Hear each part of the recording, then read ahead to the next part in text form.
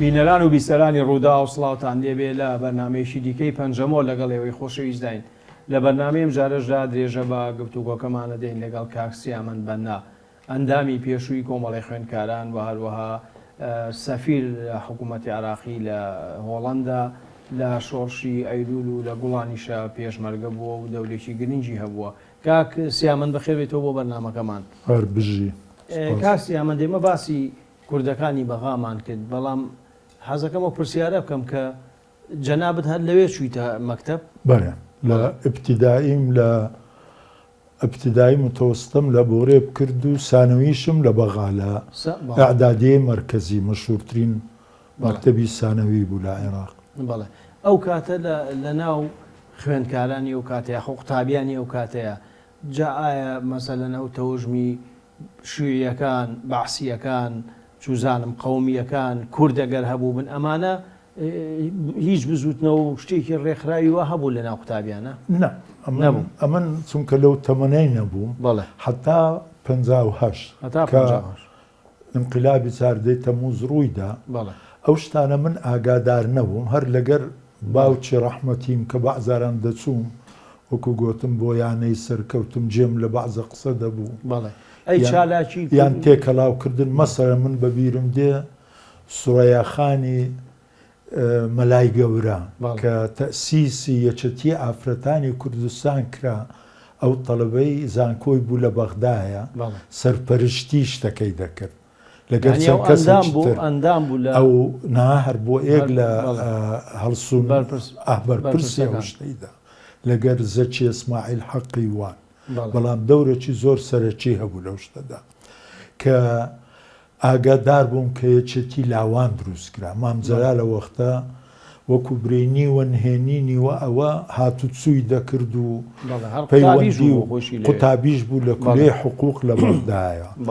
مەجموعەک تەڵەبە هەبوون لە کولێ حقوق لە بەغدایە، کاک موحسین زەیی ئێک لەوان بوو، قادراغەی کاکە زیادی، عومەر دەبابە، ئەوە مەجموعەک بوون تەڵەبەی حقوق بوون تا 52-53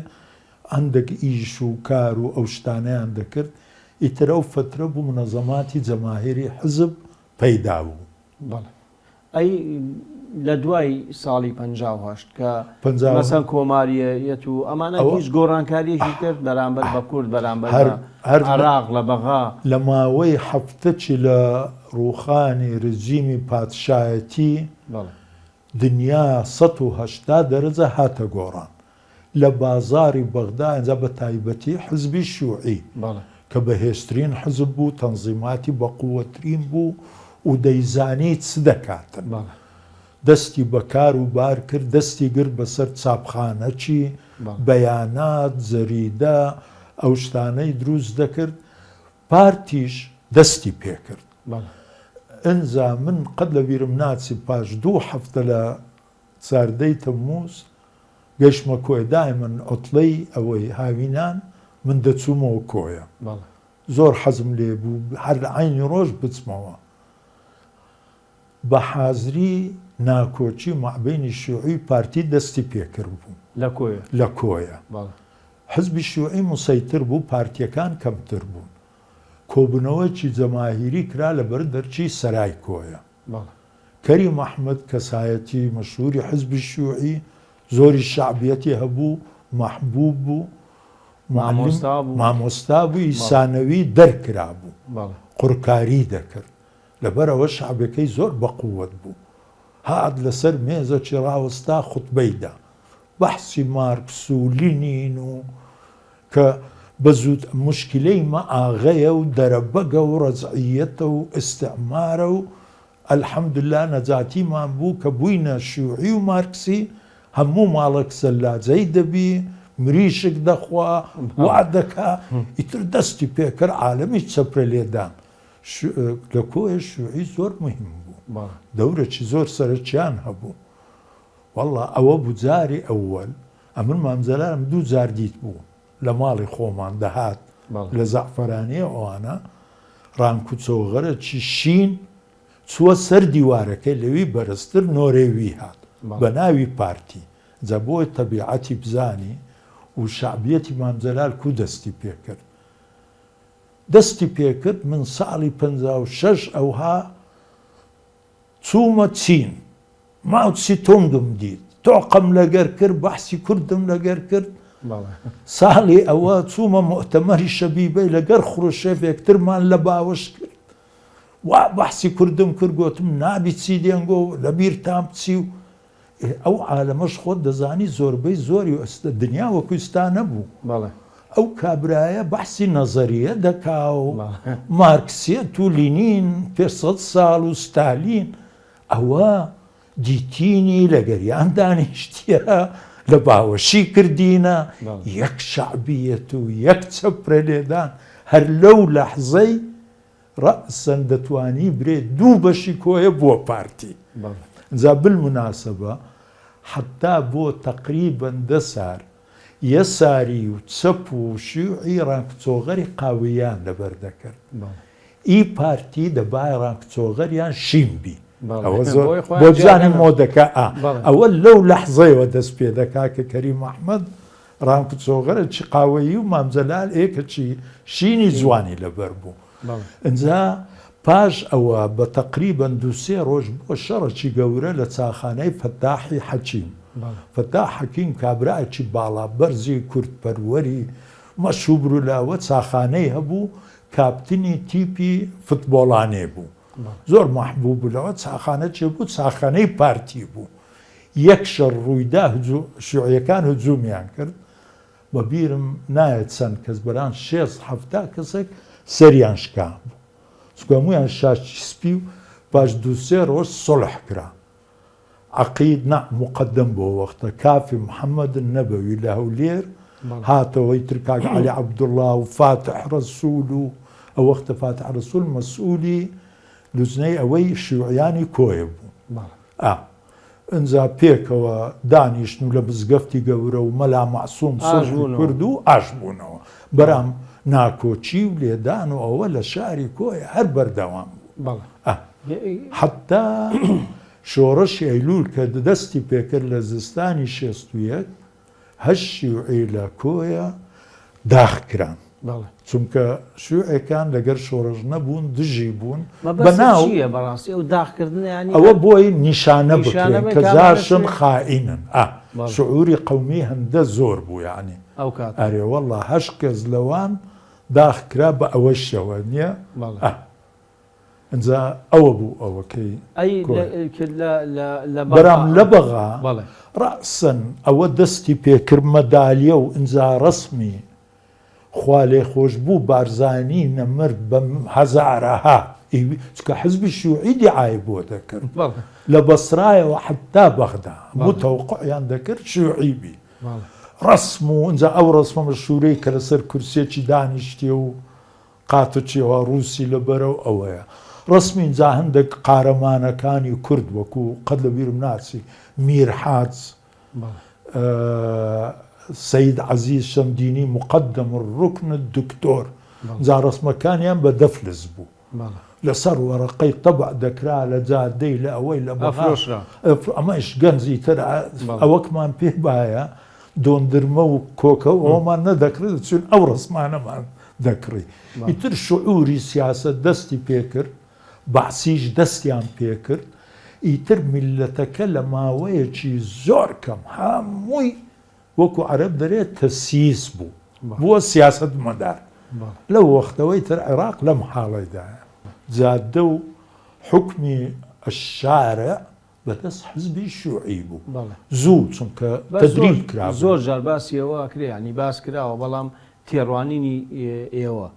لەسەر بۆچی حیزبی شیوعی هەوڵی نەدا دەسەڵات بگرێتە دەست ینی کە ئەو جەماهیر و ئەو هەموو خەڵقی لە دەور بوو بۆچی ئەوە شتەکە زۆر زەحمە نێزانینێ حزبی شیوعی بندەست بوو ئەو حزبە باشترین ڕۆشنبیری عێراق ئی کوردی عەرەب ئی شیعە مەسیحی تێیدا حزبێکی تەسحیەی دابوو بە سەدەهای لێ کوژرا بوو ئەوە کرابوو بەڵام بندەستی مۆسکۆی بوو مۆسکۆش شعارێکی دانابوو ئینسان ئەگەر گەمژە نەبی ئەمە دوو ئەوەینە حزبین و دەولەتین وەکو دەولەت لەگەر عێراق پەیوەندیمان هەیە چەچیان دەفرۆشینێ شتیان فێر دەکەین پاڵپشتیان دەگرین دژیان ناکەین بەڵام وەکو حزب ئەمە لەگەر قزیەی تەحریری ئەمە دژی کورد نینە ئەمە دژە حرەکەی تەحریر نینە یعنی لە ماوەی شێستەکان و هەفتایەکان و هەشتایەکان ئەو 30 ساڵە ئەوە بوو ئەوەکە یعنی وەکو بەتوو لەگەر ساوێلکە قسە بکەیت مەسەن ساڵی 74 کە شەڕی مە و بەعز دەستی پێکرد تیمی مهمترین تیمی عسکەری بە قیادەتی کۆلۆنێڵێکی زۆر مەشهور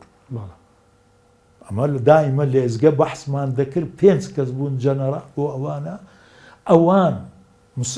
پیلانیان بۆ جەیشی عێراقی دادەنا ئەوان بوو فێریان کرد چونکە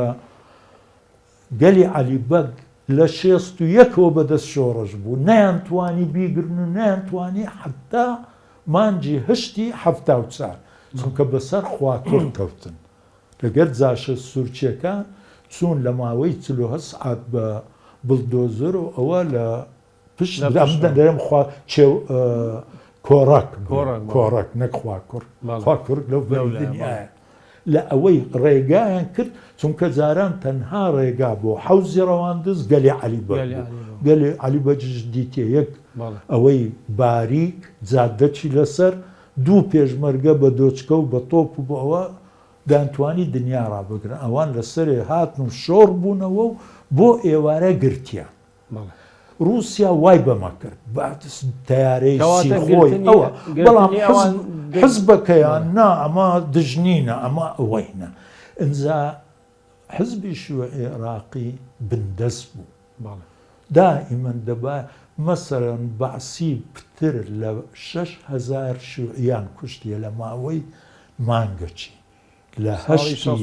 لە هەشتی دووی 63 هەتا تقریبا ماوەی 6,000 کە جگە لە عەدامات و ئەوە بەڵام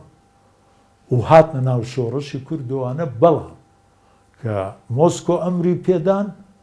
لەگەر عەبدولسەلامی چابوونەوە و سیاسەت الشحنات الوەطەنیە قەت لە بیرم ناچی شەحنەیە نییە ئەوە دژی ئیستعمارن ئەوە شەحنەی یەکەمە شەحنەی دووەم ئەوە حتا خۆیان دەبنە پیاوی باش لەبەر ئەوە ئەمە دوژمنایەتیان ناکەین هەموو گەڕانەوە و قسمەکی زۆر وازیان لە شۆڕشی ناو گەڕانە ناو ئەوەی ئینجا حزبی شیوعی لەسەر ئەو خەباتە و ئەو تەنزیمە و ئەو زیرەکاتێ و ئەو خۆبەخشینە ئەوەی مۆسکۆ بوون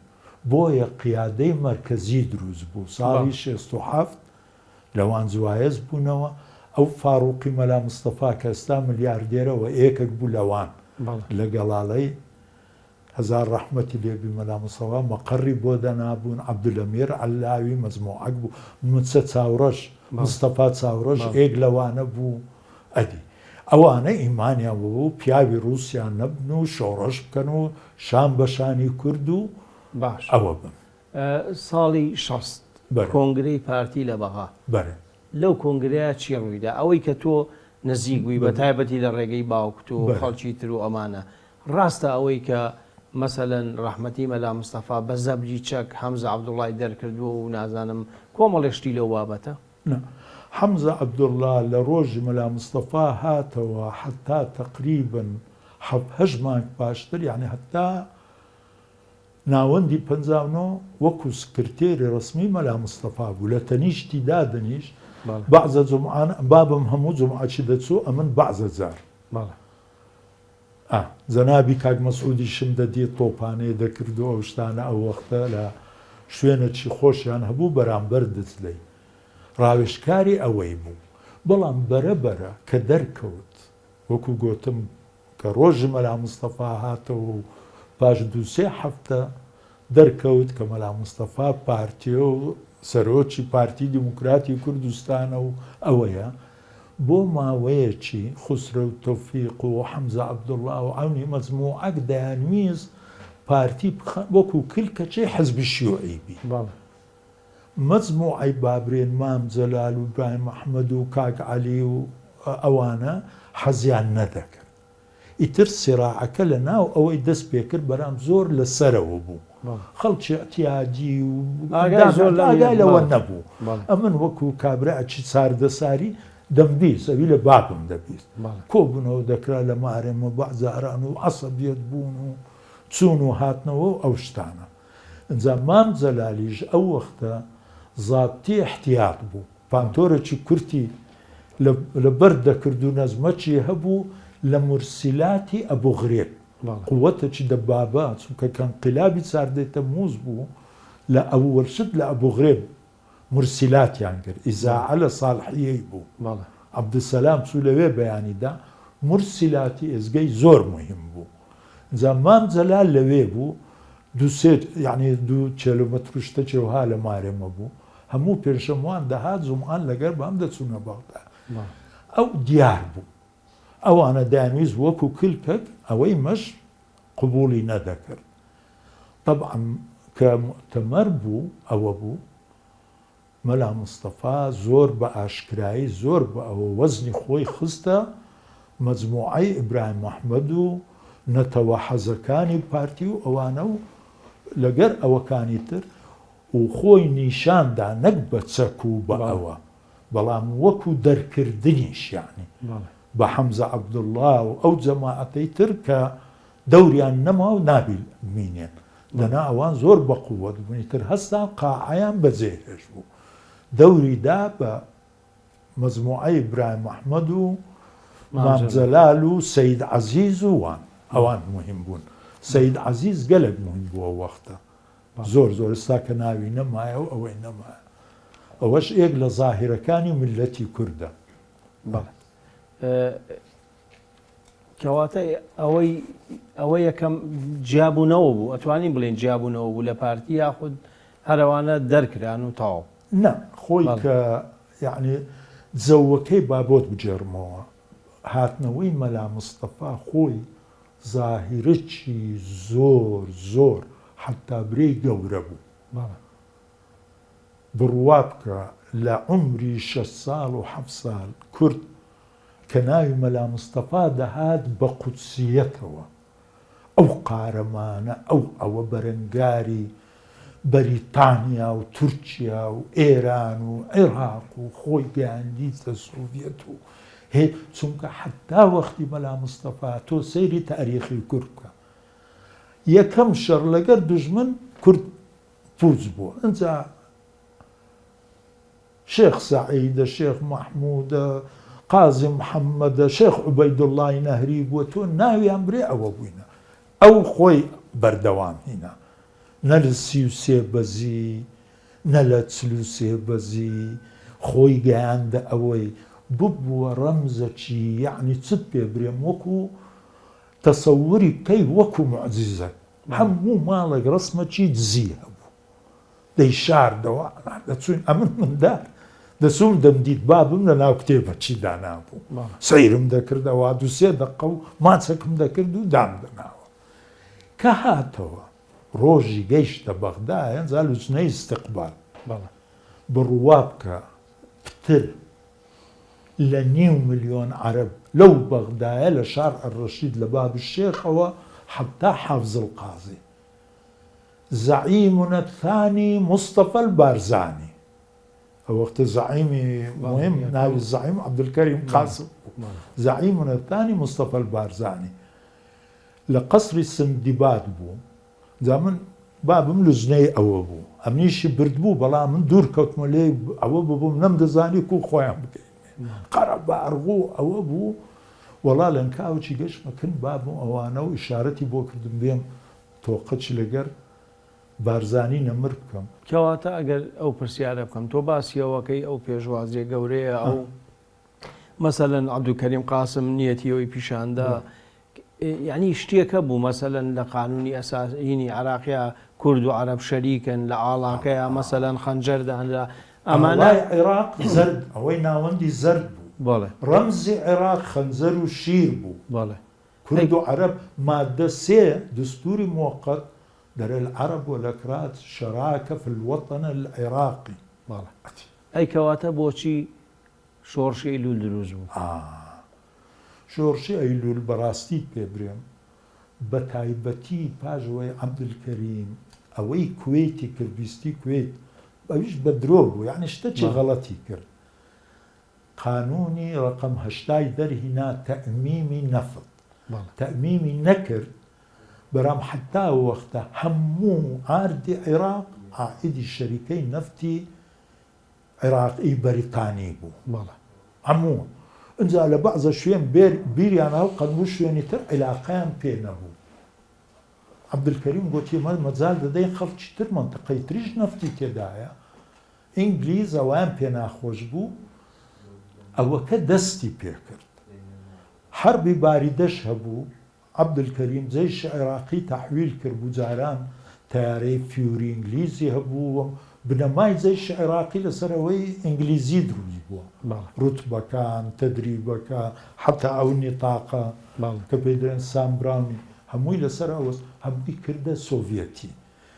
ئیتر بە ئەوەی ئەمریکاوە نییە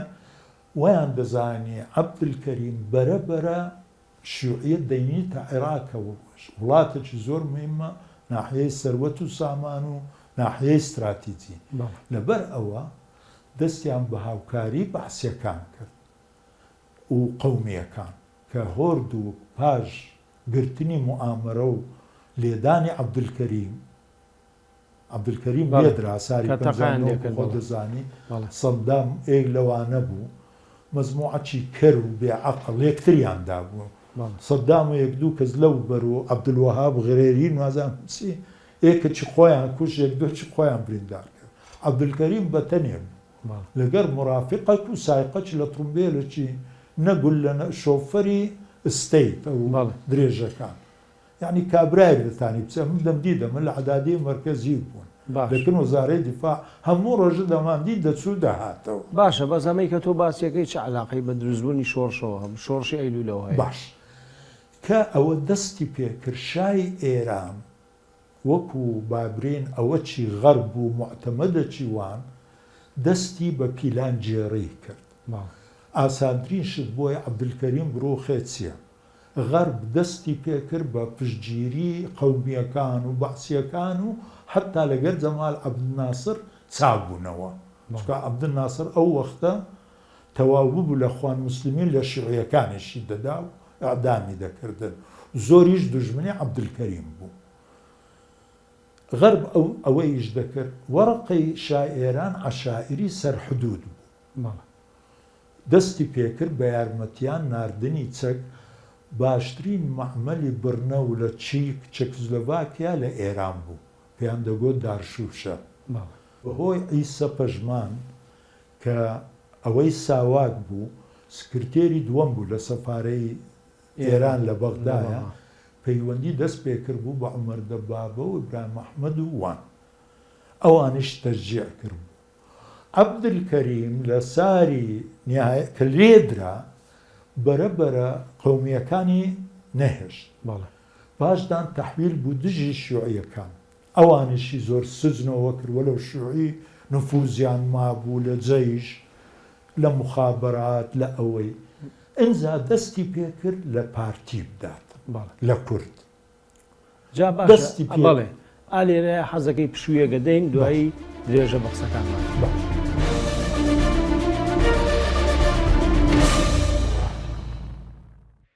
دووبارە سڵاو بە ڕێزان درێژە بە پەنجەمەوە لە دەین لەگەڵ کاکسی ئەمەند بەنا کاکسی ئەمەند دێمە باسی هەڵگیرسانی شۆڕشی ئەیلولمان کرد تۆ باگراوندێکی مێژووی و هەندێک ئەو ناکۆکی شتەکانی باس کرد بەڵام دەوری پارتی چی بوو ئایا مەسەلەن هەم مامجلال و مامۆستا ئیبراهیم ئەحمەد و ئەوان چۆن هینیان کرد ژەنڕاڵ بارزانی چۆن پشتیوانی لە شۆڕش کرد یاخود لەگەڵی بوونەوان بەڕاستی ئەوان لەگەڵ شۆڕشی ئەیلول هابوون لەو کاتەیە عەبدولکەریم قانونی چ دەرێنا قانونی ئیسلاحی زراعی لەوەیدا نابی هیچ کەسێک لە عێراق لە 300 دۆنەمی زیاتر هەبی بەعزە ئاغا هەبوو 100,000 دۆنەمی هەبوو ئاغا هەرە گەورەکان تەسیری لەسەرکردن بە پشتگیری ئێران وەکو گۆتم محاوەلاتی دەکرد و لەگەر پارتیش لەگەر ئەو دووسێ کەسەی پارتی و لەگەر عەشائیری حدودی بگرە لە حاجی ئۆمەرانەوە حتا دەگەیە پشت دەر و خوارتر و حتا دەگەیە خانەقین و ئەوانە لەگەر جافەکان لەگەر ئەوەکان پەیوەندی خۆی هەبوو فەنجی دەدا ئەو تەشجیعی دەکردن هەستن دژی عەبدولکەریم موشکیلەکە چ بوو هەندێک لەو سەرکردەکانی پارتی خوێنگەرم کە ئەو تاقمەش بوون بە حەقەت بەگەری کەوتن یعنی مام جەلال بوو ئیبراهیم ئەحمەد بوو عومەر دەبابە بوو ئەوانە بوو لەگەر عەشائیر و لەگەر ئەوە بە فرسەتیان زانی کە خەبەر هات و دەولەتە چوات و لە پشتت بی وەکو ئێران و ئەوانە مەلا مستەفا لەو شتەی ڕازی نەبوو مەلا مستەفا دعوت کرابوو لەلایەن خرۆشێف احتیفالاتی 6 ساڵین چی 50 ساڵی سەورەی ئۆکتۆبەر 3 مانگ لەوێ ماوە خرۆشێف و مەلا مستەفا عیلاقاتێکی زۆر بە قووەتیان هەبوو ئەمە ساڵی 60 ئەمە ساڵی 61 بیدایەتەکەی چوو 3 مانگ هاتەوە رووسیا على اساس عیلاقاتی عەبدولکەریم و مەلا مستەفا چاکاتەوە نەیانتوانێ مەلا مستەفا زانی ژیانی لە خەتەرە ڕەسەن بەغدای بەجێ چووە بارزان لە غیابیوی ئەو جەماعەتەی لەوێش و لەو ئەوانش دەستیان نارم لەگەر عەشائیر شتیوە نەورۆزی 61 لە قاعەی خود لە بەغدا مام جەلال هات خوتبەچیدا بە دژی عەبدولکەریم قاسم ڕەسەن چووە پشت پەردەکەی خۆی شاتوو کە عەسکەر و ئەنزیباتەوانە چوون بیگرن خۆی کێشاوە و گەڕاوە چووە شەقڵاوێت لەمارە ساڵح بەگووانە و خۆی بزر کردو ئیبراهیم ئەحمەد گیرا بوو ئەوەی مەحکەمەی عورفی یا عەسکەری حوکمی دابوو بەران ئەویش هەرات دەستیان پێکرد لەو هاوینەی 61 قەت لە بیرم ناچی لە شاری کۆیە 1-2 پیکا بۆ جەیش تەحریر کوردستان عەشائیر و چەکدار و ئەوە و عەبدولکەریمیش هیچ دەنجی نەبوو عالەم نەیدەزانی ئەوە چیە و وەزع کە دەبینی عەشائیر و ئەوانە و ئەو چەک و ئەو شتانەیان پێ مەلا مستەفا لەگەر ئەوەی نەبوو شێخ ئەحمەد خوا لێ خۆش بوو شێخ ئەحمەد خودانی بارزان چەند مزەکەرێکی دەنار بۆ عەبدولکەریم قاسم ئەتوو سەرکردەی ئەتوو زەعیمی ئەو حەدی ئەمە خێرمان دەوێ ئەمە دەمانەوێ موش شتێک بە ئاشتی چارەسەر بی عەبدولکەریم قاسم هجومی کردە سەر چەکدارەکان لە 2 جێگا ڕێدار زانیە و ڕێگای کەرکووک و کۆی مابەینەوە ئەو وەختە نقطەی زۆر مهم بوو لە بازیانیش ئەوەی سولەیمانی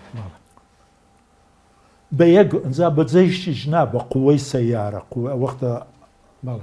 پۆلیس ئەوە چیان هەبوو مەترەلۆس ڕەشاشیان لە پشت پیکەپ دادەنا قووەتێک بوون هەندێک جوایز بوون لەگەر پۆلیسی عادی چۆن ئێستا پێیان دەرێن قوواتی شەغە بوشتیوە بە زەرفی 2 ڕۆژ لە ناویان بردن ئەمن قەت لە بیرم ناچی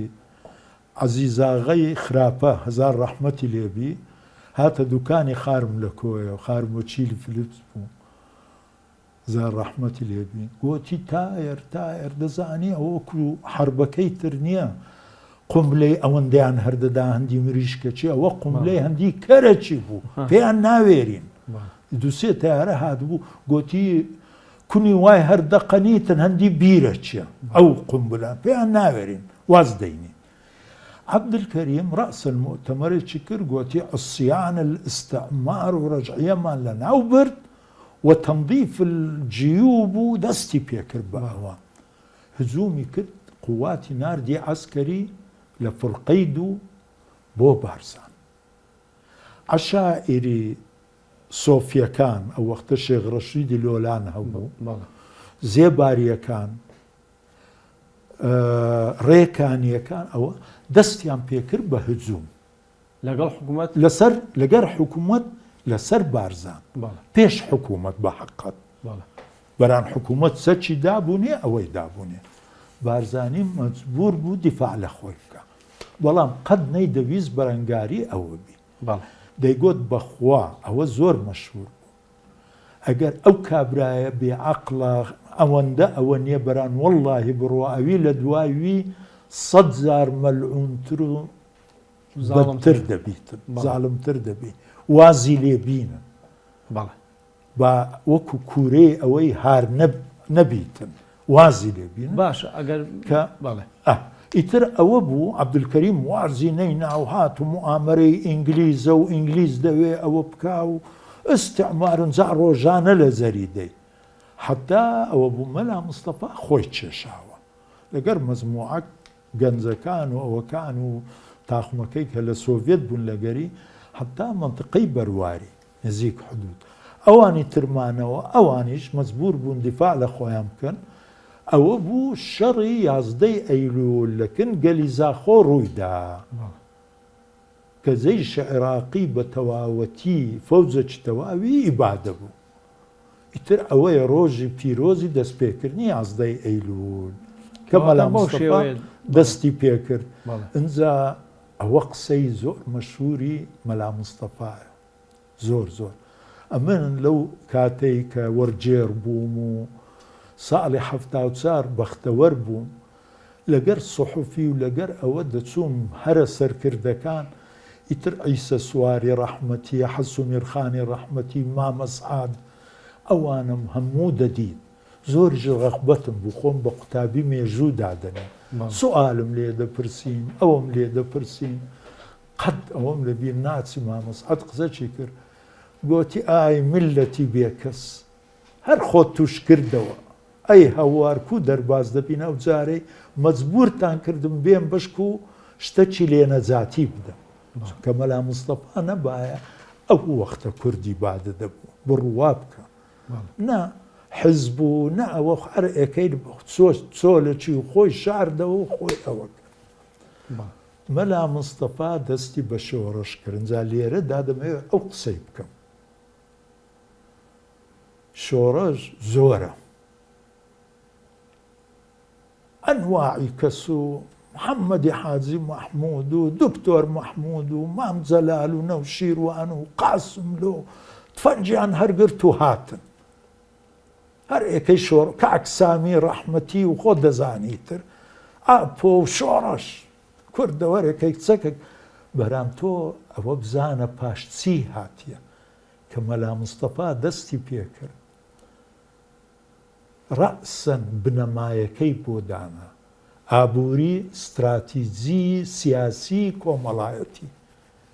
کۆبوونەوەکی کرد کە زانی توش بوو تازە دەبی بەرەنگاری خۆی بکە هیچ ئەوەشی نییە عەشائریش بە 24 سعات کە بزانن حکوومەت دێ تەسلیمی دەبن ئەوەی بزانە ئەوە قانونە تاریخی کوردەم وا بووە خیانەت و ئەوە دانیش لەگەریان ئەو وەرشتی بۆی ئەلان کردن گوتی عەسکەری نەماچوم کە خراپترین شت بۆ میلەتی کورد عەسکەری بوو منداری فەقیریان دەبرد 2 ساڵ مانجێ 100 فلسیان دەدایە بە شەڕە شەق ئەوە هیچیشیان فێر نەدەکرد ئەنجا ئەو فەلاح و هەژار و فەقیرانە کوڕیان لێوەربگرە یعنی ناخۆشترین زاڵمترین شت بوو ستا عالەم ئەوەی لەبیر نەما کوڕە دەوڵەمەند و شارەکان بە 150 دینار بەدەلیان پێدەگوت خۆیان دەکڕێەوە نەدەچوون گوتی عەسکەری لەغوو بوو هیچ ئەوە ناکەن شتی دووەم زەریبە حکوومەت لە بچووکترین فەلاح لە هەژارترین کەس 120 دەغڵ و دانی وەردەگرت ئەنجای حیوانیش 120 ئەنجا ئەو پۆلیس و مۆزەفەی ساختەچی کە ئەوەی تەنفیز دەکرد 120شی بۆ خۆی دەبڵ ئاغەکەش مایەکەی تری دەبرد ئاغا زۆر زاڵم بنە تو بزانە کەلتوری کورد بگرێ لە گۆڕان و لە فایق بێکەس و لە مامۆستا ئیبراهیم محەممەد خۆی و بورهان قانە هەموو دژی دەرەبەگایەتی و ئاغای کورد زۆر زاڵم بوونە گوتی ئاغا نەماوی یەک ئەوە نادەن 100 بە شۆڕەش دەدەن ئەوی تر حەڵالتانەوە ئەوەتان بۆ ناکەم ئاغەش نامینێ پارە بە کەس نادەن عەسکەریش نامینێ لە هەموو گوندەچیش لۆ خۆتان مختارێک هەڵبژێرن ئەگەر شەڕ بوو نێزی گوندیمە گوندینگۆ تەلەب یارمەتی تا ئەگەر ویستان بە خۆتان و چەکی خۆتان بێن یعنی فەرزی پێشمەرگایەتی نەکرد لەسەریان وای لێ هات یعنی ئەوەیە دروست بوونی شۆڕش عالەم لە خۆیەوە ناچی بەگەرکەوی منطقەچی فراوان دەستی پێکرد لە زاخۆیەوە حتا ئەو قسەی دەگەیە خانەقین ئینجا چوو بۆ محوەری حاجی ئۆمەران لە ڕایات گەورەترین معسکەری پۆلیسی لێ بوو بە بەرد و کۆنکریت و بە ئەوە کوردیش نەتۆپی هەبوو نە ئەوەی هەبوو مانگ و نیوەک حەساریدان نەفەقەچی لە بن ئەوە هەر تەسلیم نەدەبوو بە هەلیکۆپتەر ئەرزاق و ئەوەیان بۆدا نەفەقەچی هەرقەن داینەمات هەبوو وەختە مەحزەری مەرمەر هەبوو لە گەڵاڵەی هەرچی داینەمێتیان هەبوو هینای لە بن ئەوەکەی دانا گوتی تەسلیم بن عەرەبەکان 200 کەس تەسلیم نەبوون گوتی باشە یەکێکتان بنێرن بزانن ئەو شۆکەتستان لێ دەکەم با بچاوی خۆی بیبینی هینایان دیتی هەموو تەسلیم بوون کە حاجی عومەر ئەنجیرە ئەو محوەرە ئەو منطقە ئازادە پەیدا بوو کە جەیش عێراقی بە قووەت و بە 5 فڕقە حربی عیسابات کرا وازی لە شارەکان هینە شاری ئامێدی بڕوا بکە بە دوو پێشمەرگە چونکە بەردەکە بە یەک ئەوە بۆی دەچێت بۆی بزانی کورد ئینسانی کوردپەروەر و کورد ئەوە قاسملۆ لە بەری پارانەوە گوتیان مەهابات و شنەوە ئەوە لۆ داگیر دەکەی ئەوانە دێن قەسفت دەکەن هەزارەها خەڵک لێ دەکوژن عاقڵ بە نا ئەمە پشتمان هەیە ئەمە وەکونگۆ نینە ساری هەشتا ئەوەی دەزانیتر مەزبەحەی هەزارەها کورد کوژران سوود جەنابی شارەکانی داگیر کرد بۆی دووسێ سەحوفی بیبینەوە ئەوەی بکەن مەلا مستەفا ئەوەی نەکرد دەستی بۆ یەک شار نەبرد بۆ یەک ناحیە بە عالەم ڕزقی خۆی بخوا مۆزەفی خۆی مندار بستە مەکتەبێ ئەوە بی بەڵام منطقەی جغرافی گرت باش ئەوە بەنسبەت تورکیا و ئێران و سووریا و ئەوەش بووە ئەو منطقەی شۆڕەش کە پاشدانی تر حەمەی حاجی مەحموود لە منطقەی چکە منطقەکە کە دروست بوو ئەو وڵاتەی کە بەڕەسمی وڵات نیە بەرام وڵاتە بە چەک بە تەفکیری مەلا مستەفا ئەو بوو شۆڕەشەکەی ئەو شتە قەشمەرانەی پاشدان هاتن و هەر ئێکەی 100 پێشمەرگە و لە ناو شاخ و تەعەدا و لەولا و حکوومەت بە قووەت بی غاردە و هەرێ و تەسلیم بە و حکوومەت زەعیبی بڕۆ ئەوەی خۆت ئەو شۆڕەش نینە ئەوە زۆرم پێ ناخۆشە ئێستا ئەو قسەی بکەم هەزارەها کەس شەهید بووە باشە پارتیش بەشێکی لەوە ناکەوێتە سەر هیچی ئەو مەسەلەی ڕاکردن و هاتن و چوون و تەسلیم بوون نا چونکە پارتی کە ئەو مەلا مستەفا ناکەین ئێمە لەلا مەلا مستەفا جیاکەمەوە لە پارتی کە ئەو منطقە استراتیجیە دوور بوو کە لەو وەختەوە بوویتە محوەری میلەتی کورد ئەو منطقەی ئەو قەوسەی کە مەلا مستەفا ڕزگاری کرد ئەو محوەرە تۆ بزانە بۆچی کوردی سووریا قەت حتا ئێستا و سووریا تێک نەچوو نەیانتوانێ چونکە شۆڕشی مەحدودی وان خابوور و ئەوانە کەمە تەماسەکەمان لە گەریان بەرام لەگەر تورکیا لەگەر ئێران زۆرە حدودەکی زۆرمان هەیە پشتیان بەمەگرت بەڵام دروستبوونی شۆڕەشی ئەیلول عەبقەریەتەکەی شۆڕەشی ئەیلول چێ بوو کو دروست بوو ئەو میلەتە نابی لە بیری بچتەوە یعنی ئێستا زۆر کەس هەیە لێرە تۆ لە بیرن نەچی شتەکی ئیجتیماعی با دەست پێ بکەین لە هەشتاەکانی سەدەی ڕابردوو زۆربەی گەنجی شارەکان ئەوی خوێندەواری و شەهادە و پیشە سازێکی نەبوو چی دەکرد کە دەچوو تفەنگەکی هەردەگرت سومعەتی پەیدا دەکرد سێجەمی دەخوارد خۆی لەوانەیە ئەمەی کە تۆ ئەیڵیت کەمکردنەوە نییە لە خەباتی کۆمەڵی خەڵکە شەهید بووە مەسەلەن خەڵکیان کوشت و خەڵکیان لێ کوژراوە خەڵکیان لێ ئەدام کراوە یعنی ئەمە مەسەلەن لە خەبات و لە هەیبەتی ئەوانە کەم ناکەیت تۆ بەم قسانە ئەمن بالعکس هەیبەت و خەباتیان تەقییم دەکەم میلەتەکە وەکو گوتم زووتر بە عاتیفەی دەجولێتن بە عاتیفەی دەجولێتەوە و حرەکەت دەکا و بە دووشت دەکەویتن هەزارەها کەس لە یەکێتی شەهید بووینە ئینسان کەڕنووشیان بۆ دەبە چونکە هاتینە التحاقیان بە شتێکی کردیە بە فکری خۆیان ئەمە ڕێگایە بۆ ڕزگاربوونی میلەتیان خۆیان بەخش کردبووە بەڵام ئایا تەریخ و علم و مێژوو زانا ئەگەر تۆ هەنگاوەکانی یەکێتی وەربگری لە شێستەکانەوە حتا ئێستا یەک لە دوای ئێک بەرژەوەندی میلەتی کورد بووە بەژێشێتی لە 76ەوە دروست بوو نا بابرێنەوەی پێشیەچێت ئاخر خۆ لە شێستەکانیش مەجموعەی تاقمی کە انشقاقیان کرد کە پێیان دەرێن جەلالی هەزارەها کەسیان باشە بە ئەم پرسیارە بکەم و دوایی بە باسی شتی ترکەین ئەم ڕەخنانەی کە تۆ ئەیگری لە ئەحزاب و شەخسیاتەکانی تر ئەتوانی ئەو ڕەخنانە لە پارتیش بگری ئەتوانی بەڵێ طبعا ئەمن لە حزبی خۆم لە هەموو شتێکی زیاتر ڕەخنە دەگرم و لە هەموو کۆبنەوەیکی لە هەموو شوێنەکی لە هەموو جێگایەکی چونکە سەربەرزم کەم و قسووریم نەکردیە و هیچ شتێکی شاراوەم نییە باشە کەواتە ساڵی 61 لە گەرمەی شۆڕشا و شۆڕش دەستی پێکردووە وەکو تۆ باسیەکەی بەڵام تۆ وەکو گەنجێکی پێگەیشت و تێگەیشت و ڕووەکەیتە ئەوروپا بۆ خوێندن بۆچی چونکە نمرم زۆر باش بوو حکومەتی عێراق ئەو وەختە هەموو ساڵێ 50 باشترین تەلەبەی بەکەلۆریە خریزی سانەویان بە بێعسە دەنارد ئەمنیش ئێکێک بووم لەوانە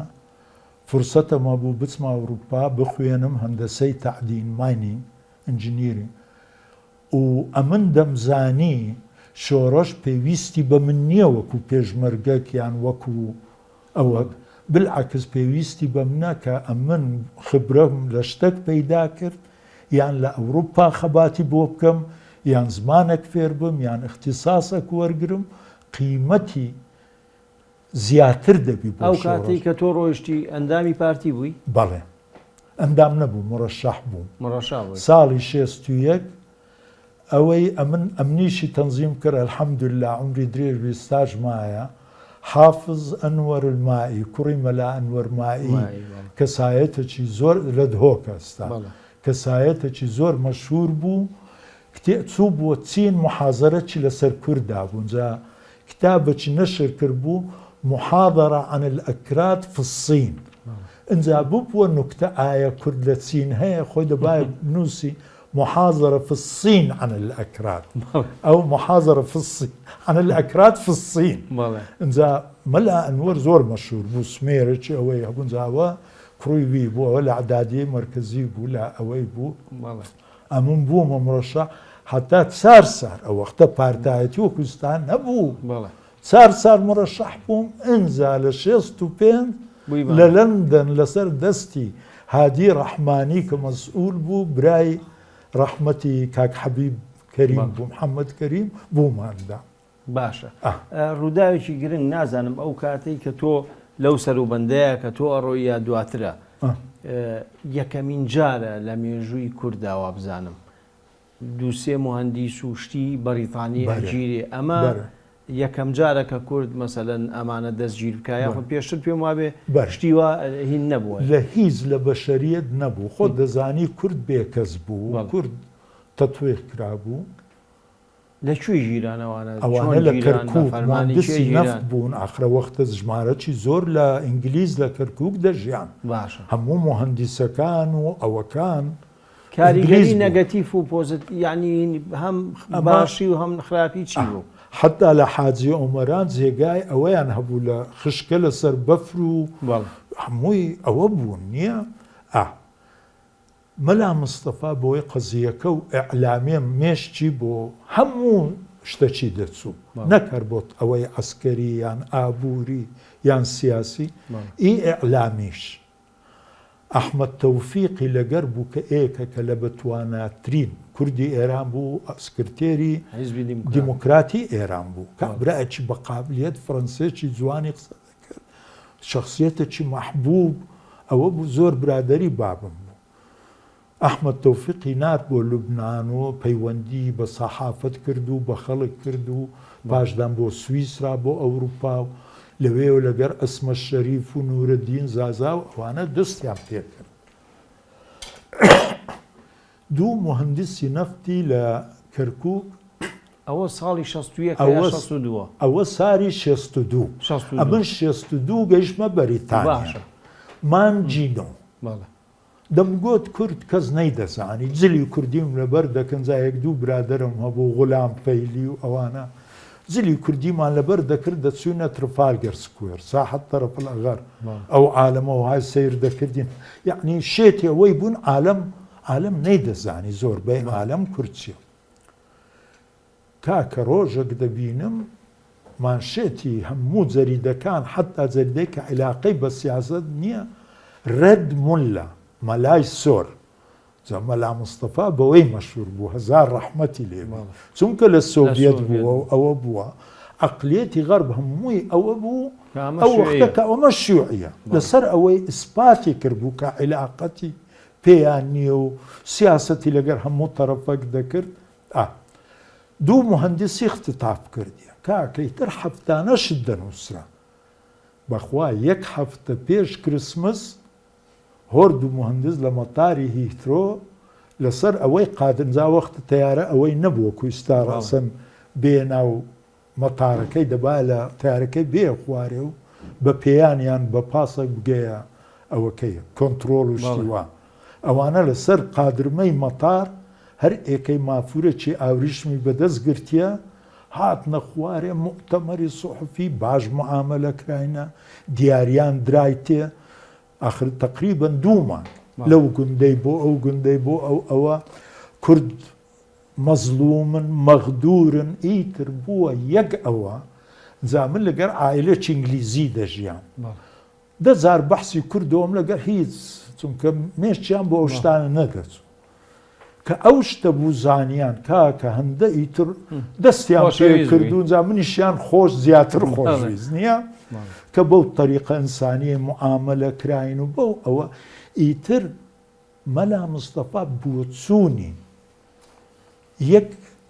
مەجال نەبوو کە عالەم وای تەسەور دەکات فەنگەکە و خەلاص ئیعلام زۆر ناجح بوو بینەران و بیسەرانی خۆشەویست بەم شێواتینە کۆتایی ئەڵقەی ئەم جارەمان پێکەوە پرۆمۆی ئەڵقەی داهاتوو دەبینین و بەخواتان ئەسپێرم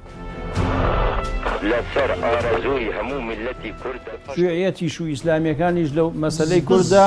یەکیان نەگرتەوە بوون لە یعنی ئەو ئایدیۆلۆژیە جیاوازانە بزەبت بۆچوونەکەیانی یەک بوو کۆمەڵی خوێندکارانی کورد لە ساڵی 56 لە شاری ویسبادن لە ئەڵمانیای غەربی وەختە دروست بوو تەلەبەیەکی کۆردکەن با نوێنەری حیزبی شوێعیش بێ دژی ئەوە بێ کە وشەی کوردستان بەکاربێتەوەمانە هەموو پارتیەک شرنیە کوردەکی باش بی بەڵام هەموو کورد پەروەرە پارتیە هەڵوێستی شۆڕش و بڵێن سەرکردایەتیەوە بە تایبەتیش مەلا مستەفا بەرامبەر هاتنی سوپای سووریا چی بوو نوری سەعید